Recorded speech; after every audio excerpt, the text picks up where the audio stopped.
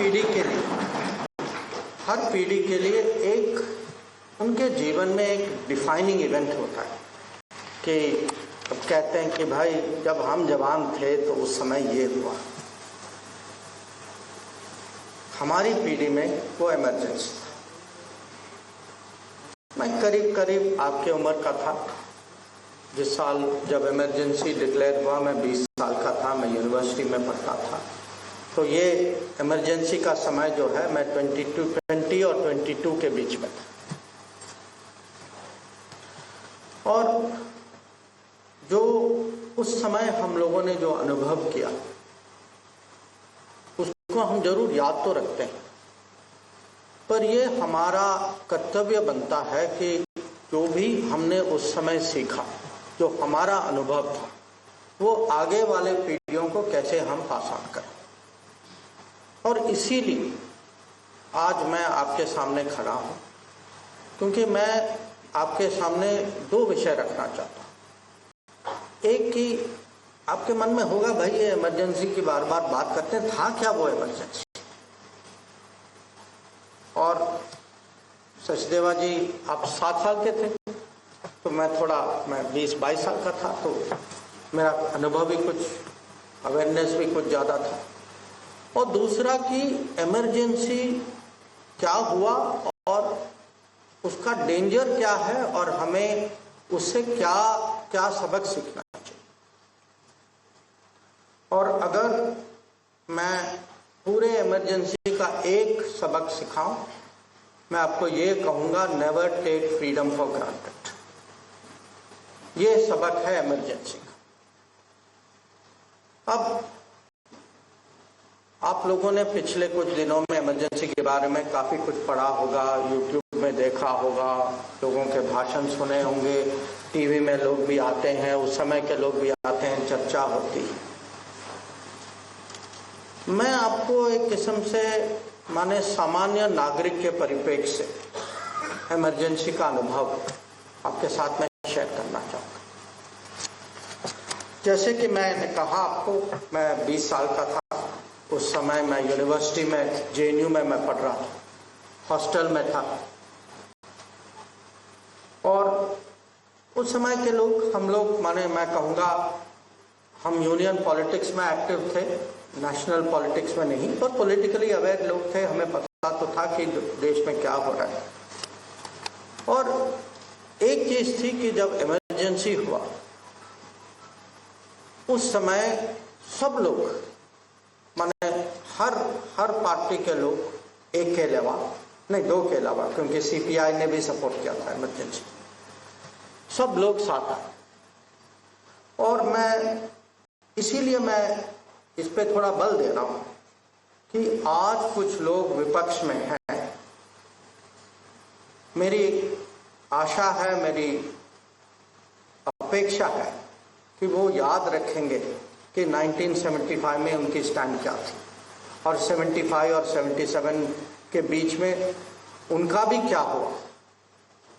और वो सबक मेरी आशा है कि वो कभी ना भूलें।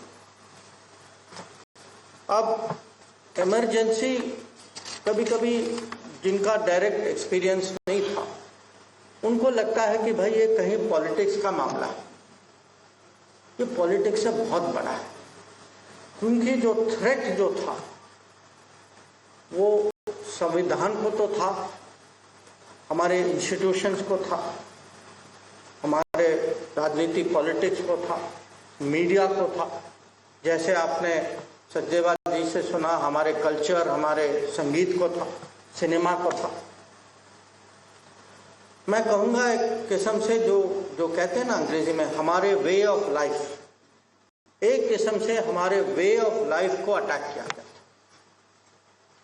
तो आज आप लोगों को समझना चाहिए कि ये सब हुआ और क्यों हुआ। ये एक परिवार के कारण। जब आप बाहर जाएंगे, एक फिल्म की पोस्टर है वहाँ, किस्सा कुर्सी का, ये 3 शब्द ना, किस्सा कुर्सी का, ये टोटली आपको बताता है कि इमरजेंसी का कारण क्या था।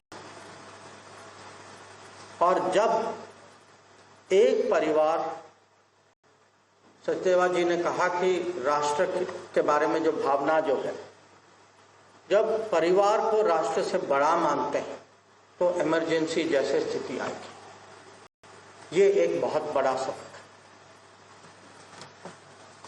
है। अब थोड़ा मैं रोल बैक करता हूँ। 1975 हॉस्टल में थे और कल ही मेरे साथ एक क्लासमेट थे जो उस समय गिरफ्तार किए गए, वो जेल गए। वो मेरे से पूछ रहे थे कि भाई 50 साल हो गए हैं, आपको याद है उस दिन क्या हुआ? तो नॉर्मल स्वाभाविक है कि हम लोग आपस में बात करेंगे। तो उस समय बहुत कुछ हुआ, पर अगर मेरे मन में 2-3 ऐसी घटनाएं हैं। एक ही आप ही सोचिए, आप में से काफ़ी लोग, कुछ लोग तो यूनिवर्सिटी में होंगे ना, तो हॉस्टल में रहा होगा या रहते होंगे। आप सोचिए कि एक रात को पूरे हॉस्टल को पुलिस ने घेर लिया और पुलिस जो है बंदूक के साथ हॉस्टल में आती है और कमरे कमरे में घुस के जांच करा के लोगों को ले जाती। रात को क्यों? भय लगता है, और ये भय दिलवाने का एक किस्म से एक्सरसाइज कि लोगों को दबा के रखो।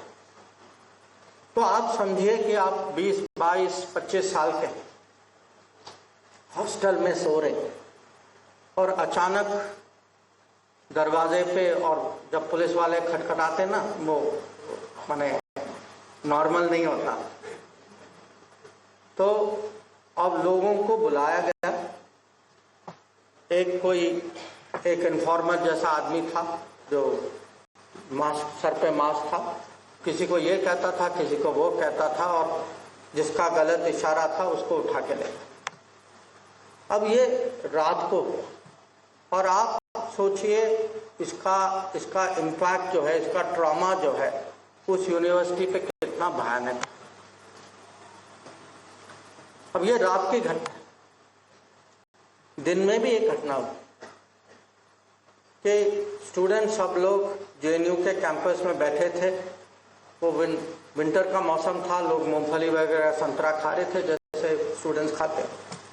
और अचानक एक पुलिस पेट्रोल आई अंदर, खुद पुलिस कमिश्नर आए स्टूडेंट लीडर को पकड़ के, और वो भी गलत आदमी को पकड़ के गाड़ी में डाल के अपहरण की सबके साथ। और उस समय इमरजेंसी में अगर गलत आदमी को भी पकड़ते थे उसको छोड़ते नहीं थे।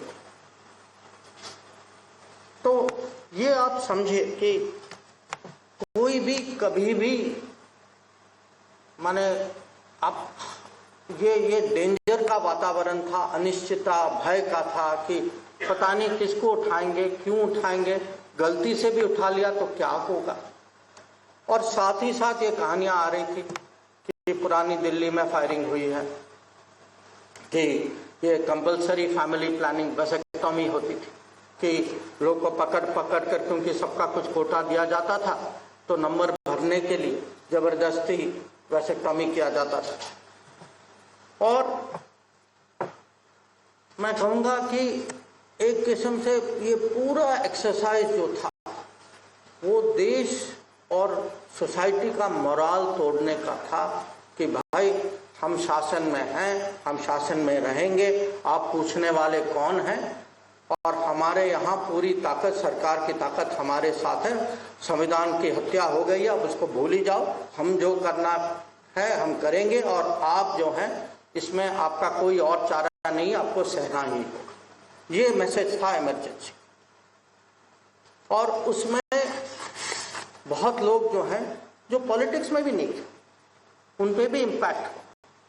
पर जो कॉन्शियस, जिन्होंने जानबूझ के पॉलिटिकल मंच में पॉलिटिक्स, और उनको पता था उस टाइम पॉलिटिक्स करना माने अरेस्ट होना है। और आप ये नहीं समझिए कि अरेस्ट का है कि भाई आप अरेस्ट हो जाओगे, कुछ दिन बिताओगे, बेल हो जाएगा, निकल जाओगे। इमरजेंसी में जब लोग अरेस्ट होते थे, किसी को पता नहीं था कि कब निकलेंगे, किसी को पता नहीं था कि इमरजेंसी की कभी एंडिंग भी हो, कि 2 साल बाद इमरजेंसी बंद हो जाए। अब मान लीजिए जो अंदर जा रहा है उसको पता नहीं था कि एक दिन वो बाहर निकलेगा। तो आप ये सोचिए कि किस साहस के साथ जो लोग आज जिसका विमोचन हुआ किताब का, ऐसे लोग जो हैं, जो जब ये रिस्क ले रहे थे, जो लोग जिनकी अरेस्ट हुई थी, उनको जो है ये मामूली राजनीति नहीं था कि आप अरेस्ट कोर्ट कर रहे हैं, ठीक है हो जाएगा बाद में देखी जाएगी। तो देखिए उन लोगों की साहस उस समय की ओपनली इमरजेंसी का विरोध करना, इमरजेंसी के खिलाफ काउंटर मूवमेंट चलाना, देश का मोराल उस समय, सोसाइटी का मोराल, हौसला जो है उसको कैसे ऊपर रखना, तो ये आप लोगों को जानना चाहिए। अब ये इमरजेंसी का एक कॉन्टेक्स्ट भी है, अब थोड़ा बहुत आप लोगों ने पढ़ा होगा। मोटी बात ये थी कि इलेक्शन 1971 में इलेक्शन जीतने के बाद कुछ ही साल में सरकार की पॉपुलैरिटी जो है बहुत कम हो गई थी। भ्रष्टाचार बढ़ गया था, इन्फ्लेशन बहुत ज़्यादा था उस समय, और राजनीति जो है उनके पक्ष में नहीं जा रही थी, उसकी दिशा कुछ अलग जा रही थी। पब्लिक में बहुत आक्रोश थी। बिहार और गुजरात में आंदोलन चल रहे थे, गुजरात में सरकार गिर भी गई थी। इलेक्शन हुआ, विपक्ष के लोग चुने गए, एक बहुत बड़ा रेलवे स्ट्राइक हुआ उस समय, और पब्लिक जो है रेलवे स्ट्राइकर्स के साथ उनकी फीलिंग जो थी कि भाई इनका कुछ कारण है स्ट्राइक के लिए। और इस माहौल में, और ये भी था कुछ पारिवारिक विषय भी थे कि वहाँ कोई अपने बिजनेस चला रहे थे, उनके बारे में जो उस समय के युवराज जो थे उनके बिजनेस के बारे में प्रश्न उठा रहे थे लोग। तो ये सब इस माहौल में प्रयागराज इलाहाबाद हाई कोर्ट का जजमेंट है।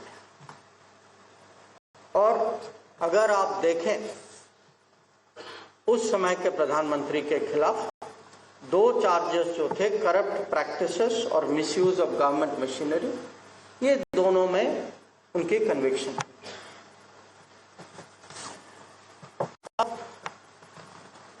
मामला तो आप देख रहे हैं कि प्राइम मिनिस्टर है, मेंबर ऑफ पार्लियामेंट थे, चैलेंज जो था पार्लियामेंट जो उनके खिलाफ खड़े थे राजनारायण जी, उनका केस था। और विषय जो है सीट का विषय है कि वो डिस्क्वालीफाई हो चुकी थी, पर एक एमपी का डिस्क्वालिफिकेशन जो है वो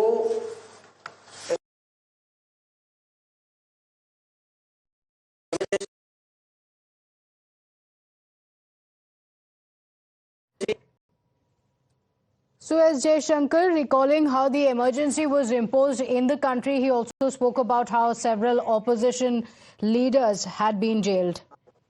I, Fakhruddin Ali Ahmad, President of India, by this proclamation, declare that a grave emergency exists whereby the security of India is threatened by internal disturbances.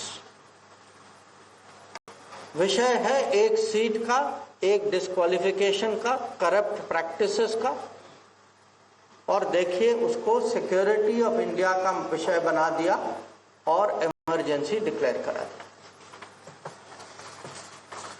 अब इसके जो राजनीतिक परिणाम वो तो उसी रात को तुरंत दिखाई दिया कि जो देश के बड़े बड़े नेता जो थे, जयप्रकाश नारायण जी के अलावा मोरारजी देसाई, अटल जी, आडवाणी जी और बहुत सारे ऐसे लोग, सबको गिरफ्तार किया गया।